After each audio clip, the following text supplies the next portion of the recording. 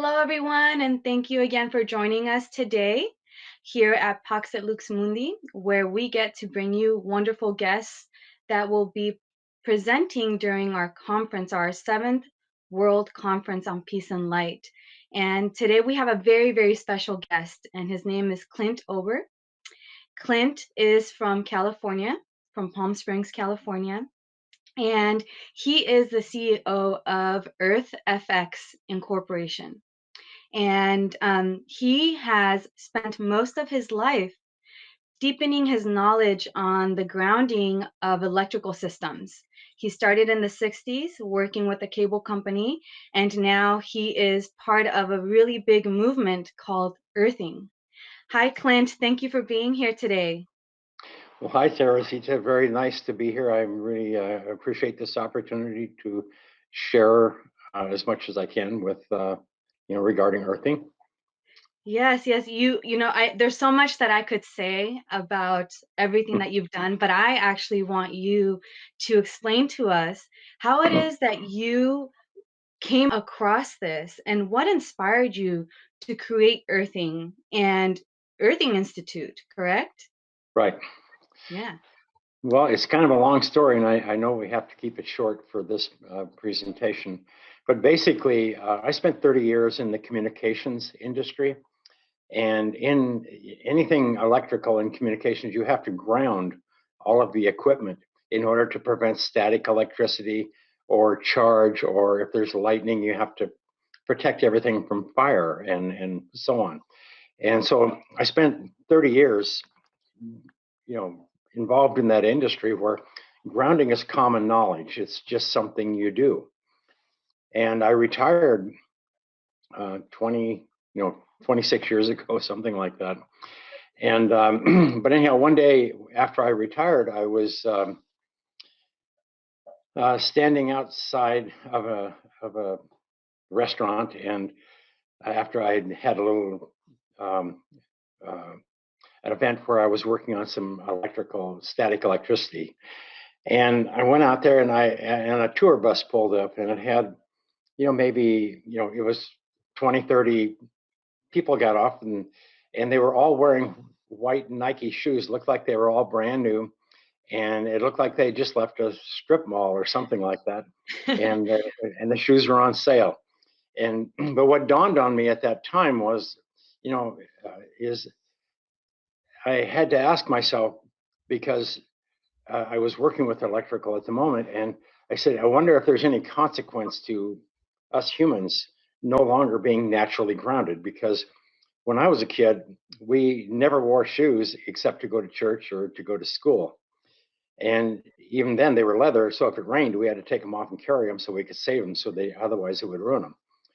But in the 60s, we invented plastic or polymer based shoes. So after that, everybody started wearing shoes because they were affordable and they were a great comfort, I guess. I mean, it was everybody got to wear shoes. That was great. Back then Yeah. we were all didn't wear shoes.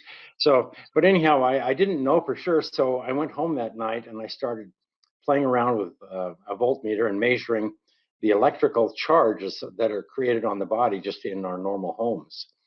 And there are lots of electrical charges from static electricity and from EMFs and all kinds of environmental, everything you can think of.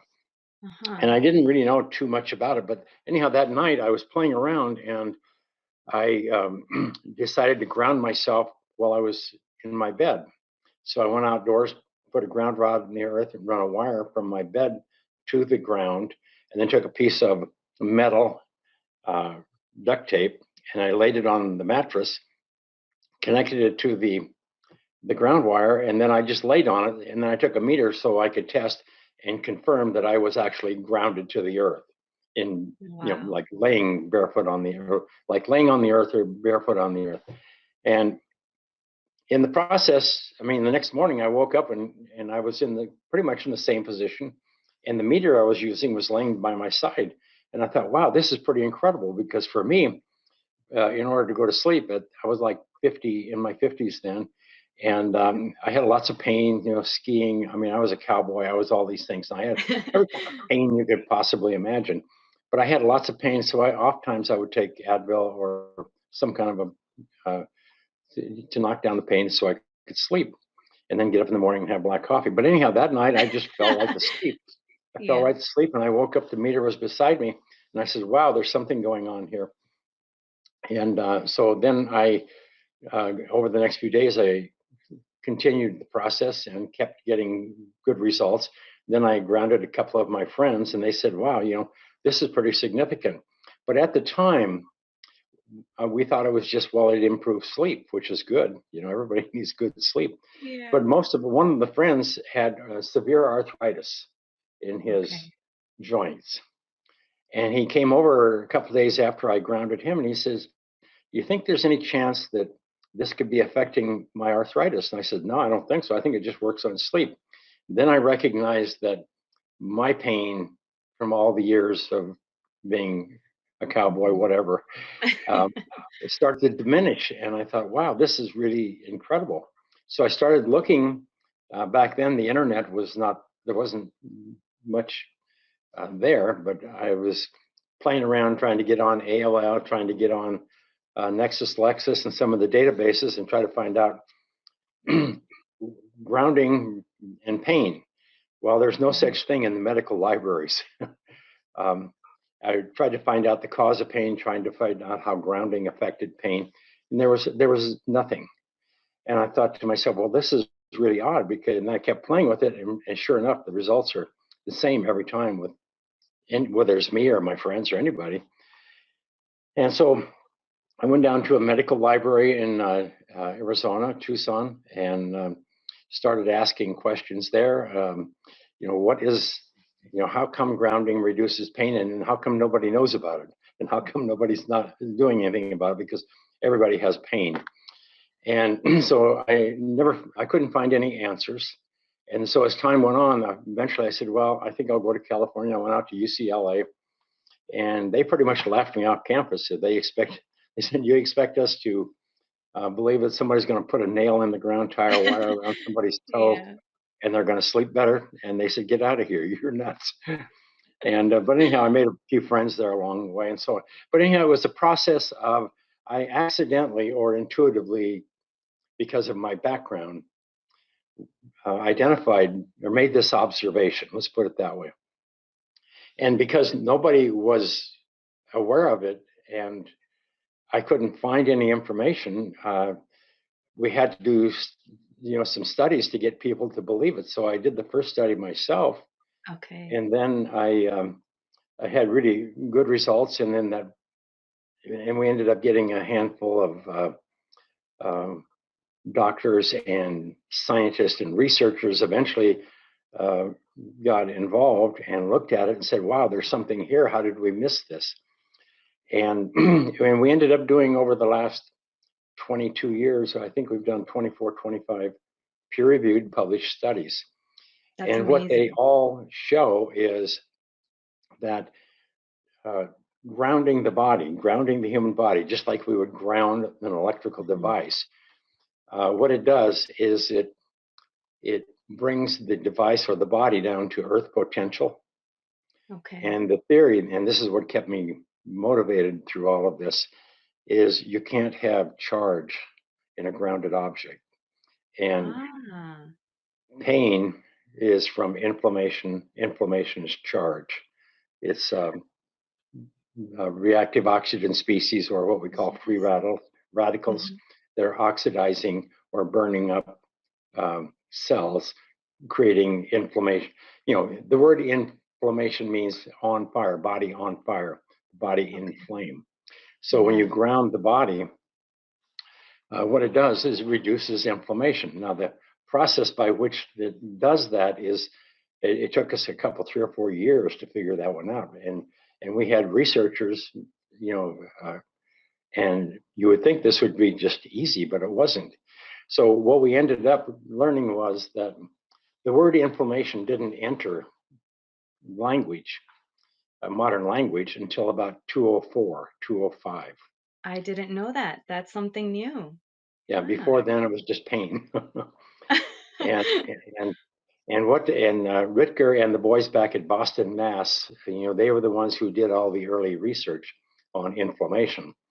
And they came out and they said, that you really don't have cancer, you don't have uh, lupus, MS, all of these health disorders. What you have is chronic inflammation, and then that inflammation manifests differently in different people. Some people will develop heart disease, some people will develop cancer, some people will develop other things.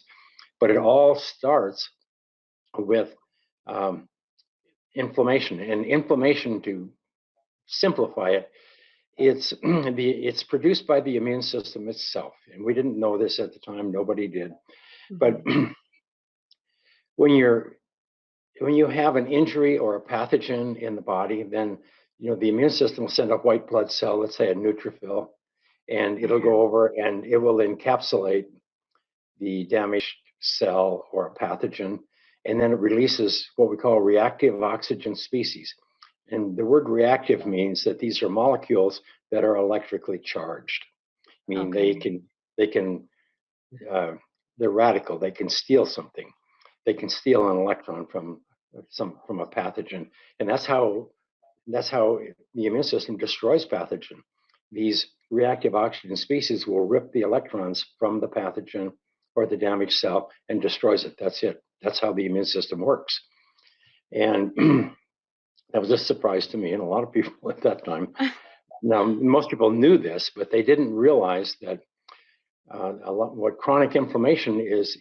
Before 1960, we were always barefoot or we were grounded more often than not. And when you're grounded, the body is charged with Earth's free electrons. And these free electrons reduce charge. That's what they do. That's why you ground equipment. That's why everything is grounded. Even during surgery, they ground people. So there's not a static electrical event that can leak into the skin through the skin and create a cardio event.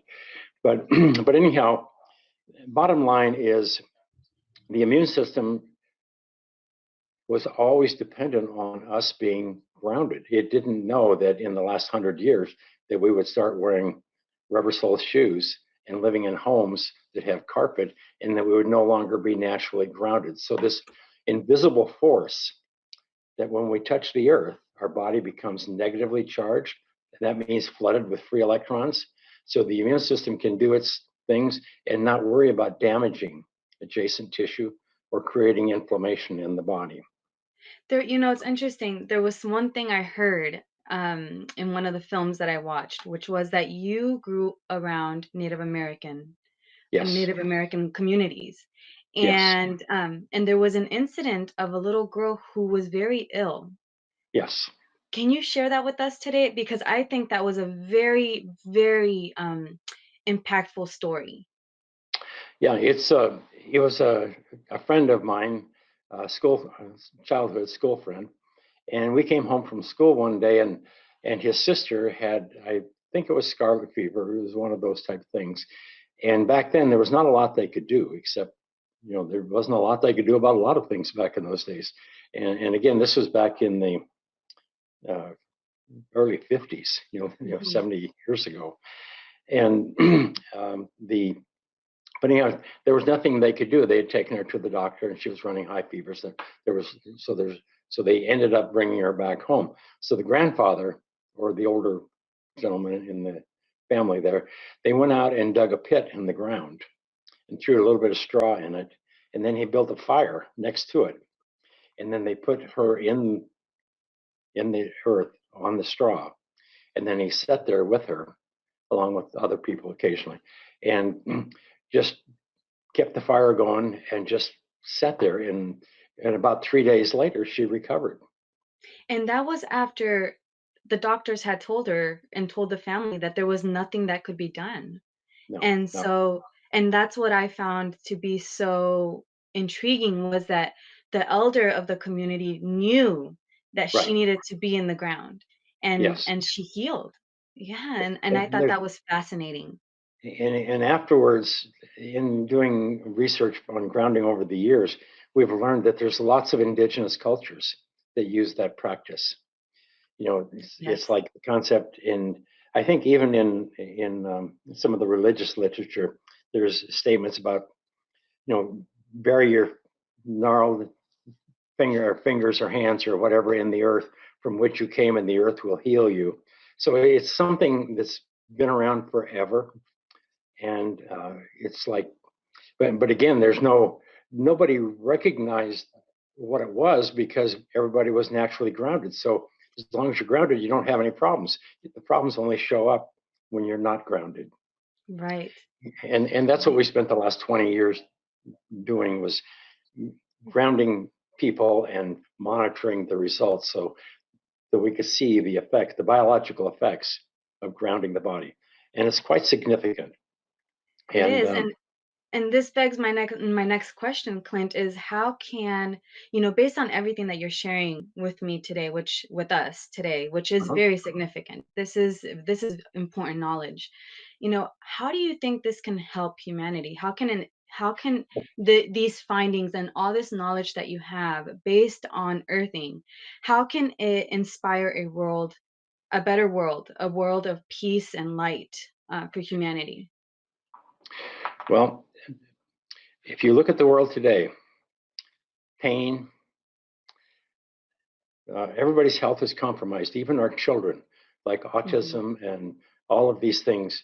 These are all autoimmune, inflammation related health disorders. Autism, Alzheimer's, cancer, it goes all the way up the list. Right. And these are health disorders that don't exist in nature. Hmm. To give you an idea, the animals who live in the wild, they have no cardiovascular disease, they have no cancer, they have no lupus, no MS, no autism. They have none of these modern degenerative health disorders that humans have. So if you look at the world today, our whole lives are built around health care and health disorder. So if there's any way we can, um, what we try to do is teach people, just go outdoors, take your shoes off, put your hands and your feet on the earth for 30 minutes and notice a change. If you have pain in your body, it's going to be significantly reduced. If you feel better, then do it more often. At least get grounded, some periods of time throughout the day. And if your health is very compromised, then you need um, find ways to sleep grounded. But so how can this help? If we can reduce the pain in people's bodies and improve the health. For instance, the typical 35-year-old mother today that we deal with, she's taking care, I mean, she may be older, but she's taking care of her mom who is Hmm. sick and is on half a dozen drugs, whatever. And she's and some large number of these people, these moms, have autistic children or children whose health is compromised, and Right. then their health is compromised. So Hmm. what we see is when we can help educate and teach this mom in the middle, she first thing she does, is she experiments with it, and if it works, then she gives it to her mother to help her Hmm. mother, because her mother it's a real burden, to have a Right. mother who is not feeling well. Yeah. And so then she starts grounding her children, and then her sisters, her girlfriends, and so on. So uh, this type of grounding, I mean, grounding is free. Health is free. It Health is. is health It is a is. gift from nature. As long as we, connect with nature and become conscious of who we are and our relationship to nature. And once we reconnect with Mother Earth, however you want to say it, grounding, all of these things, then you have this automatic recovery, healing, normalization of health. Health is health is our most natural state. If you don't have health, then you're doing something that's interfering with your immune system's ability to maintain health. And that's shoes interfere with that process because we lose our Right. ground, and then inflammation builds in the body. But just having these simple knowledge like this can uh, help us become more conscious that, hey, Mhm. nature, Mother Earth, um, it's healing is free, healing is natural, healing and health is natural. And if people, if they have health, they're going to be happy. That's right. And if you can have healthy, happy people, then you're going to have more peaceful people. That's But it right. all starts with becoming conscious of the planet, conscious of who we are and our place in nature. We are a part of nature and we have to stay connected. It's a systemic thing. You look at the animals, that's evidence. They don't put shoes on, they don't live in water, they don't do these things. In order for us to stay in our modern homes, then we're going to have to find ways to incorporate Earth's electrical potential into our homes, into our carpets, our shoes, and all of these things. But anyhow, I don't know how to say it more simple than, consciousness. If you can experience, you know, the benefits of, I mean, and the power of Earth, I mean, the healing power of the Earth, then all of a sudden you become more conscious that, wow, this is pretty remarkable. It's not a doctor and a pill. It's it's something bigger, something greater, something. There's something bigger than what I am aware of. And then, but anyhow, once you incorporate that, then it's really um, that's you know try to build health back into the family. If you have any member of the family that is suffering from a health disorder, then the whole family is in trouble. If you have an Right. autistic child, if you have a diabetic, you have all these.